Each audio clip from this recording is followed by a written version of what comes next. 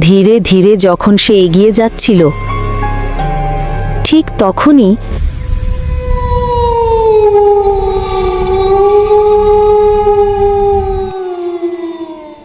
সে লক্ষ্য করল রাস্তার দুপাশের বাঁশঝাড়গুলো হঠাৎ যেন তীব্র বাতাসে ভেঙে পড়ার মতো দুলতে শুরু করেছে। চাঁদের আলোয় ভেজা কুয়াশার ভেতর থেকে ভেসে আসছিল অদ্ভুত ভয়ঙ্কর অচেনা সব শব্দ। তার বুকের ভিতর কাঁপতে লাগল।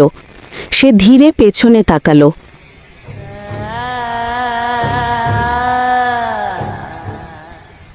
আর তখনই সে দেখতে পেল এক ভয়ঙ্কর আকৃতি ও মানসিক চেহারা নিয়ে ঠিক তার পিছনে এদিক ওদিক নড়াচড়া করছে। ভয়ে তার নিঃশ্বাস বন্ধ হয়ে আসছিল। সে দৌড় দিতে শুরু করলো, কিন্তু কিছু দূর যেতেই সে থমকে দাঁড়ালো।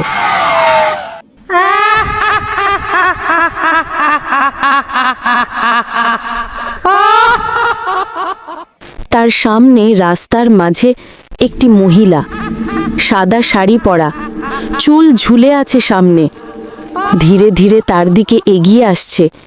সে আর দম সামলাতে পারছিল না। সে বুঝতে পারছিল না পালাবে নাকি এটাই তার শেষ রাত।